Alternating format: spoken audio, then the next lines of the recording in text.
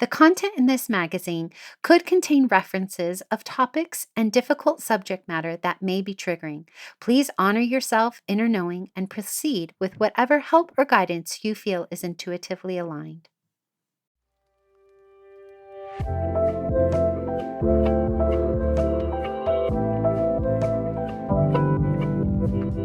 Welcome to Sovereign Magazine Podcast. I'm Nicole George, CEO and founder of Sovereign. I'm so happy you are here. We are the magazine podcast and community guiding 5 million women to their sovereign selves. From heart-led conversations to magical meditations, our inspiring guests will show you how they can help you step into your sovereign self. Are you ready to listen to your inner voice and step into your power? Then keep listening to hear all of the intuitive messages meant for you today.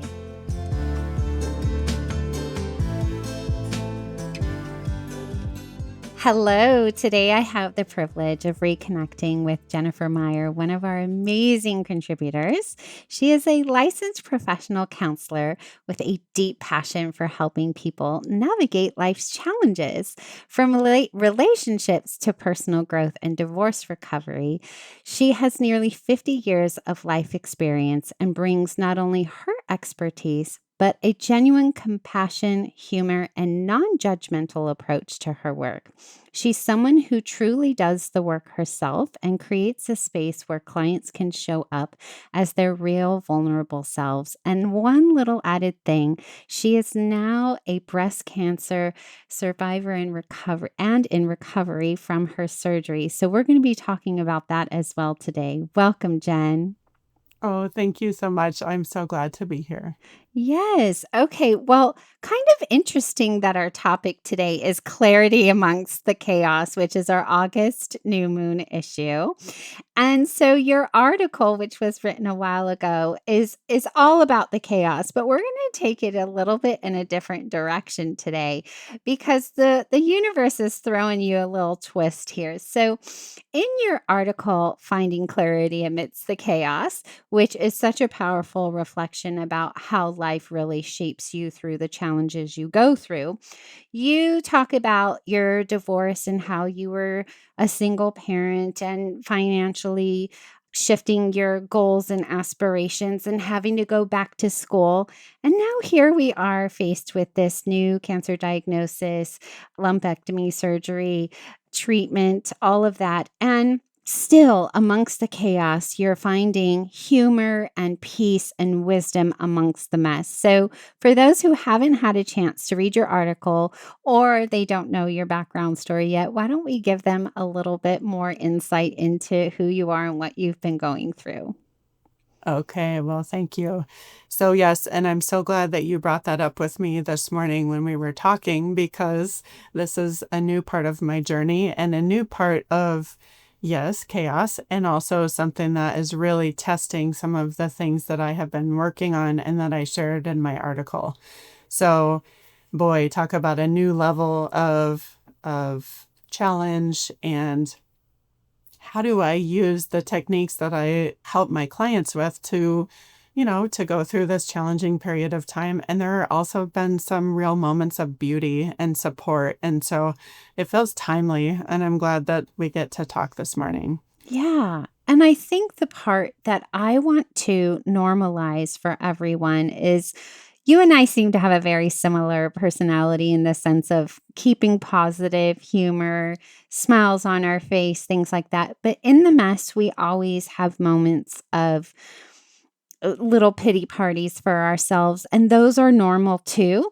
But how we decide to go about it and how we decide to help ourselves, whether it's through journaling or rituals or breath work or things like that, can really make a difference in not only sitting in the mess, which I love doing because I get so much clarity there, but also allowing myself to shift beautifully to the next phase, right? So we can be upset and angry and we can be happy as well. There's this beautiful word and it's called and we can have two feelings at the same time, right? Yes. Yes. Yes, absolutely. I was just thinking about the both and also one of the questions I always come back to is, what is this challenge teaching me? How can I learn from this to be a better human? and to be able to help other people with that. Yeah, asking ourselves what's the lesson in all of this, right? I Mm-hmm. think that so often we get stuck in why is this happening to me instead of for Mm-hmm. me, right? And Yes. especially when we hear that big C word, a lot of people think of it as a death sentence, right? Cancer, a lot of people they just automatically go to their mortality. And there's so much in between all of that. Yes, it's a big, scary word, and we don't want to minimize any of that for anyone. However, even if we all have a limited time on this earth, right? We just don't have a clock on us saying how much time we have left. But when we're all faced with our mortality, how can we bring that joy and humor into our day? Mm, such a great question. Yes. And I think there's something that only a difficult experience can teach us, which is every day is a gift. And so when we are faced with our mortality, what I've experienced is every day has been a gift, and I'm lucky to be almost 50 and I continue to wake up every day. And so it's but talk about a shift. And yes, there are moments I go into self-pity and think, why me? But also, boy, I have grown so much just in the, month and a half since I became aware of this diagnosis that I would never want to lose that growth. Just like when I've gone through divorce and I've gone through other challenging times, there are things that I couldn't have learned without going through that challenging experience. I Yeah. think that's a big way we grow.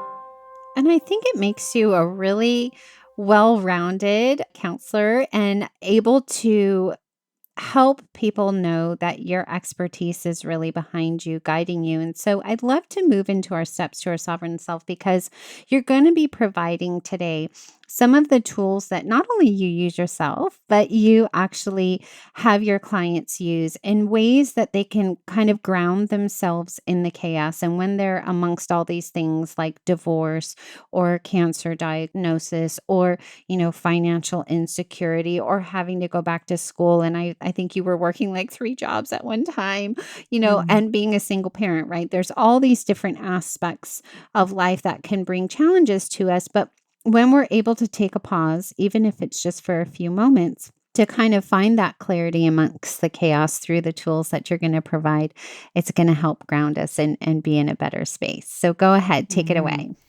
Okay, great. So one ritual that I've been using that is also helpful for other people is some journaling with some prompts, which I find really helpful to sit down, write out a few questions, and I can give you some examples of these, but kind of like I shared earlier, which is what is this experience teaching me? What's the lesson underneath all of this?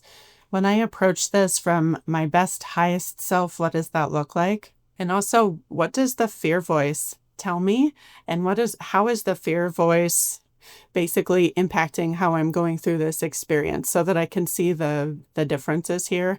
And I think just to jot those things down or to have those in your mind and then go spend some time in nature without distractions, without technology, if you can, and just kind of wander. I've been doing this and I'll set the timer on my phone, but I don't have notifications on and I'm outside and now it's sunny. And so it's just giving myself quiet time alone in my thoughts to be able to kind of work on some of these prompts and to allow myself to think and drift and also connect with, animals and universe and myself and higher power and all of that. So taking time outside and then coming back and writing some of those things out, that I've reflected on. What have I learned from this so far?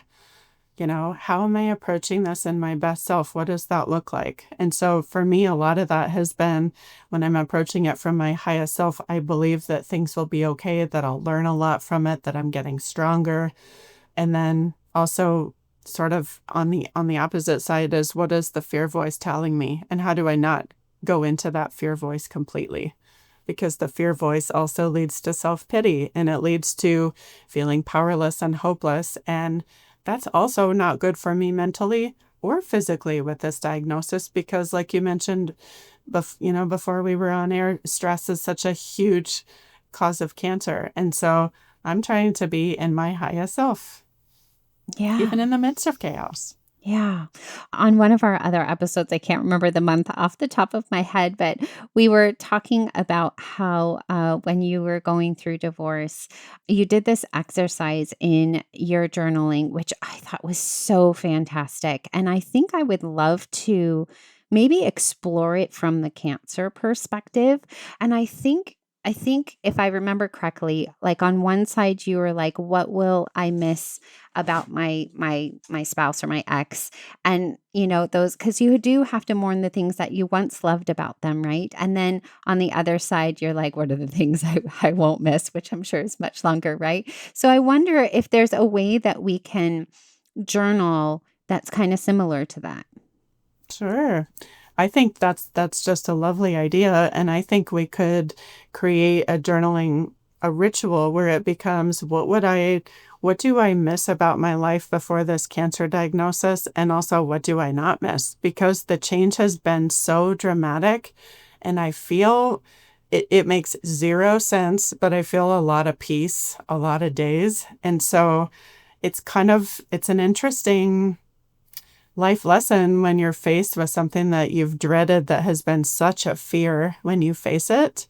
It has a way of putting other things in such perspective, and they're so much smaller because, in the end, every day I'm waking up. So, looking at it in these two different perspectives and saying, in a strange way, thank you, Cancer, for helping wake me up, Yeah. Do you think right? you intuitively knew that you were going to get it? You made it seem like you were like, okay, it's here. Did you intuitively know? I don't think I intuitively knew, but I've had some breast issues for several years. And then so it has been such a specific fear. And so there's been a little voice in my head that has said this would be kind of worst case scenario. And so being presented with, granted, my diagnosis could be much, much worse. And I've had some good news and I feel very grateful for that. And also there is something about being faced with that fear that I've dreaded for so long that says, okay, well, even if it's your worst fear, you can handle it. You've got Mm. this. And so life Mm. has changed in a positive way. And so I could look at it in that way. Dear Cancer, thank you for XYZ. You have taught me this, right? And also, it's been really painful and hard as well. Yeah. Yeah. And I think that's something, at least for me personally, I was always taught you kind of have one feeling. You're either in the good feelings or the bad feelings, if we want to label them as good or bad, right? But Mm-hmm. but I think that allowing us all to honor both sides, the clarity, the chaos, the hope, the fear, the love for our body, the missing parts of our body that were taken away from us. I explained to you I've had cancer, but it was skin cancer on my face, and that piece of me that was taken away, I actually am glad that it's gone because I think it was my old life. And so that's my reframe. Like I look at my scar and I smile, and it's really prominent on my face.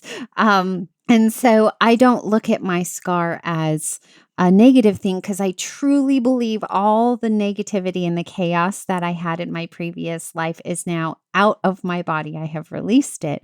But that's my take on it. Not everybody's going to have that same thing. So they might look at their scar and miss that piece of them that made them whole, right? So I think one of the beautiful things about this exercise is that we can honor every part of us and every feeling that we're having.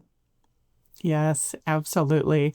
And just a note about scars. To me, scars make us they show that we're warriors, that we've gone through things, we've gone through battle, and here we are still standing. And so some pretty great scars to show that, which I love, right? It's the Yes. fighter in us. Yes, it's the fighter in us. And even if you're perhaps not in the fighting mood today, maybe someday it will come out in you when you're ready. And everybody has a different timeline. So honor your timeline, do this journaling, go out into nature, connect with yourself and your body in the way that feels most intuitive to you so that you can find the clarity amongst the chaos. Beautiful. Yes. Love it. Oh, I love connecting with you. Well, don't worry. You can connect with Jen anytime she's in our community at community.sovereign-magazine.com.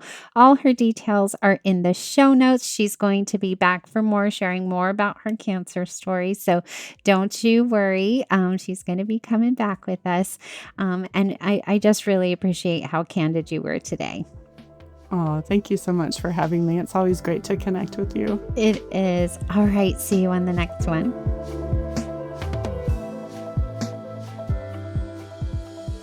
Thanks for listening. I'll be back tomorrow with another soul-led entrepreneur here to help you step into your sovereign self. Subscribe to our magazine and podcast and join our global community for all the magic. Details to connect with today's guest or join the movement are in the show notes. And if you enjoyed this episode, please leave a review. It helps us reach our goal of guiding 5 million women to self-sovereignty.